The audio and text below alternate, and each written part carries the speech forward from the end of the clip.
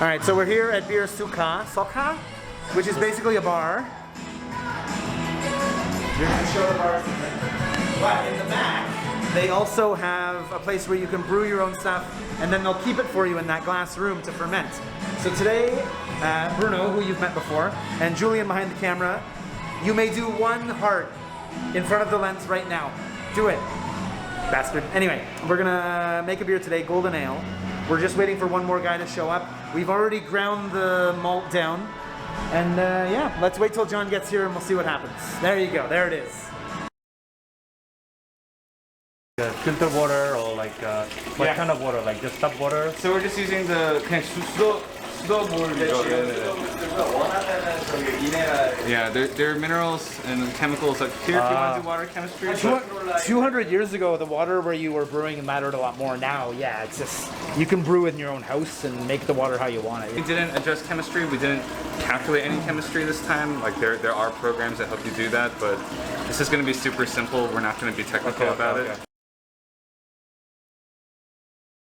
So we have to basically put it into something called a mash, which means you put it in at like 66 Celsius, you let it sit for like 45 to 60 minutes, and this enzyme gets unlocked in the grain, and that starts to change the grain to a sugar that we want to use.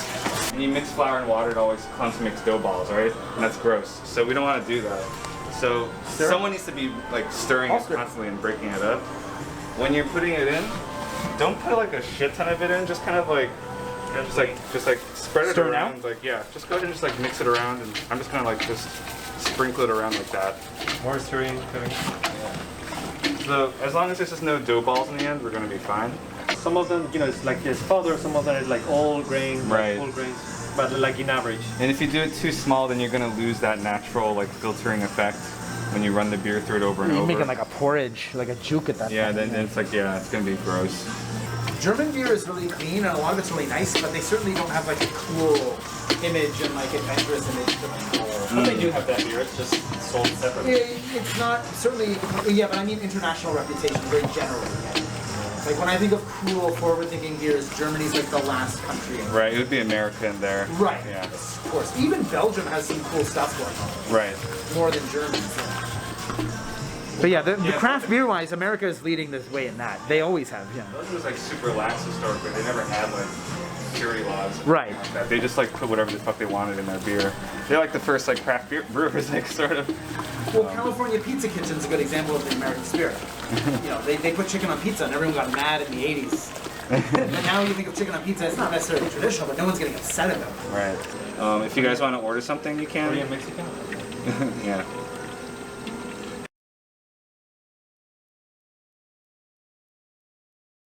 Go ahead and just smell that. God damn. It's like a kind of barley shake that you add water to, like a powder. Well, part of what we're doing right now is we're trying to make a grain bed. So as I'm doing this, it's going to get clearer and clearer because things are going to like settle naturally here. Yeah. You're going to get like a layer of husks, and that's going to be a natural filter for us. And eventually when we pour it all out of here, we're going to have clearer beer. And if we mix it up, then we're going to ruin that formation. So we want like just a nice packed grain bed. Yeah. So we can drink this today? We can try it today, but like, I mean, obviously we're going to try it a little bit like before we put it in. Right, yeah, it won't taste like beer. Well, I suppose it'll taste like beer a little bit. Yeah, it'll give us like a preview. What's the fermentation time on this, 2 or 3 weeks? Yeah, just like 10 days minimum. Okay. What's the benefit of fermenting longer? Higher alcohol content? That, and it gives yeast like some time to clean up shit. Okay. So there's going to be some random byproducts that it's going to create during the fermentation process, and if you don't let it give it some time to clean it up, you're going to get it. Okay. Okay, so Bruno pointed out that this is actually there's like a crack around candle, so I'm just going to one there.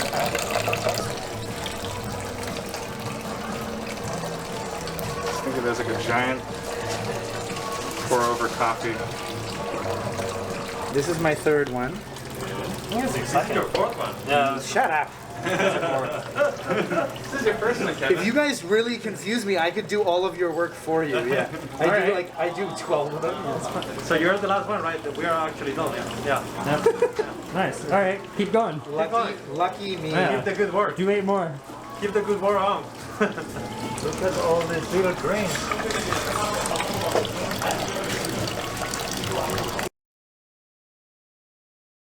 It's time to boil our worts. Is that right, John?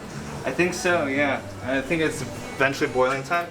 Once this actually starts to bubble up, then we know that we've hit that right temperature. We're gonna start the timer for 60 minutes and we're gonna start adding our hops in. We got a hop schedule. I sent it to you guys. We'll take a look at that later. Do the farms also smell like this? I guess. Like in the field? Yeah, maybe. I don't know. I've never been. Yeah. We should go. There's one in Korea. I want to see it. We've put the hops in and it's currently boiling away. So let's take a look inside. It looks exactly like you think it's gonna look. Although yes, it does actually kind of look like we're cooking up some pho for grandma in the afternoon. Enjoy. Hold on over, Bruno. Wow. The shadows though. Can't see. All right, what are we doing now, Julian? Hops in.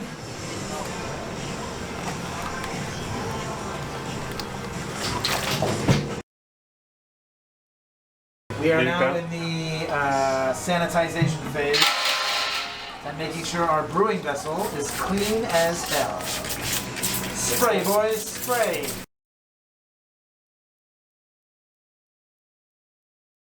The hot beer is coming into contact with cold water in these tubes and turning it from 80 degrees into 22 degrees in here. I can't believe I let Fitz branding come anywhere near my beer. Fitz is good. Throw it out. I like Fitz. Yeah, Fitz is great. It's fizzy.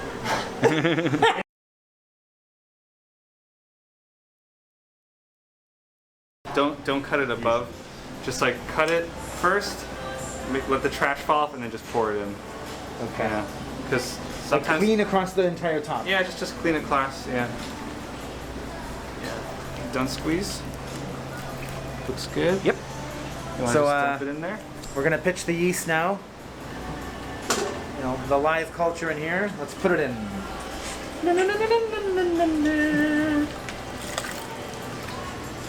The most anticlimactic pour ever. It's like, what, 15? Should I be like getting everything out? Yeah. Squeeze it all out. Like a toothpaste tube. Yeah, basically. People usually like slap the bag and squeeze it a little bit before they massage it so like it evens out. I won't get any Get of my. all of those cells in there. We need a lot of cells in the beginning. How many? 100 billion? Yes. 1 billion, 1 billion. I mean, the more cells in the beginning, the better. Then you have like a healthy start. Cells within cells interlinked.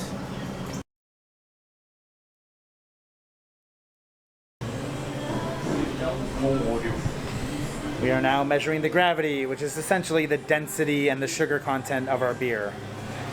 We'll see if it's close to what we want. So the recipe says 1.049.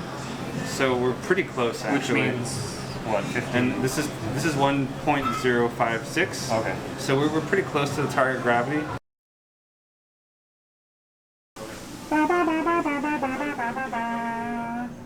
This is our brew in the fermentation room. You can see some grains up there. And yeah, we'll see you in a few weeks. Kevin, we're entering the graveyard with the sign. Ah, the sign is ready. So, Sign is Bruno, ready. would you like to tell us about the sign? There is like a little story. We just made it. So it's not a long story. So AU is coming from the chemical acronym of gold. 79 is the atomic number and is our favorite number. Amarello is coming from inspired from yellow in Italian. Our unit gravity is 1.056, which is slightly over what we target, but it's good. And this is today's September 25th. Alright, hang it on, bruh. And then let's type this little thing in here. Do you want to put it on the spigot or do you want to do it like the other ones? and put it up here. Yeah, let's put it up here, okay? Da, da, da, da. Here we go. Beautiful presentation, sir. Our team leader. I feel like we're being observed in a zoo. All right, let's talk about what happened. We brewed, so let's talk about prices and how this works, just in case you would like to go there and do that, which I recommend. So the whole entire cost for everything was $120. That's for the material to make the beer, and that's for the rental of the workspace. So Brew Sukha is a workspace only. They have all the equipment, everything we used in that video is available there, is available for your use. So that was $60. So we were there for 4 hours. It's about $15 an hour to rent that space. So that's $60, and then the ingredients were $60. The ingredients are a bit pricey, but that's because John ordered like the best, the best yeast, the best hops, the best of everything. So between 4 people, it was $30 each, and we got 4 liters each. A tall boy of this is around $375, $3,750. So if you want to make some beer but you're not quite sure how, the problem is that it's a workspace, right? So the guys who work there, if you have a few questions now and then, they'll help you out. But if you don't know how to brew beer at all, I wouldn't say go there. They're gonna be like, oh, they're gonna be like, oh fuck. You're not paying for their education. You're paying for the space. So again, if you have some snags here and there, they'll help you out. But don't go there with like a bunch of malts and stuff that you bought and be like, I'm making beer today, sir. That's not how it works. So yeah, if you want to make some beer and you need some space to do it and you don't have the equipment at home, great little place. Our beer worked well because John has brewed a lot of beers before. That was my first beer, so I wasn't quite sure what I was doing. It's one of those things where in theory I know how beer is made, but when it comes to actual application of like, here Kevin, here's the stuff and a room to do it and do it, like, I'm not quite sure what I'm doing. So thank the Lord John was there. This is the beer that we made, the Almarillo 79 Golden Ale. So this is my last liter. We went back and bottled 11 days after we brewed. So we put some sugar in, we capped it, and then that sugar slowly dissolves into CO2 and the bottle becomes harder. And yeah, kind of like a hack to get the carbonation in the bottle. I'm going to do a video later reviewing this with some other golden ales that you can get in Korea. But now I'm going to go to my Makgeolli class, my first class for this unit. So, peace. If you like beer and you have some friends who kind of know what they're doing, or maybe you don't know what you're doing and you just want to try to make a beer for the first time for $120, don't suggest it, but that's on you. So, Brew Sukha, I'll put the link in the below to get their map information where they are. So, happy brewing. And you'll see me again with this last liter of mine. Oh. Anyway, until next time, keep brewing, keep drinking, and I'll see you later.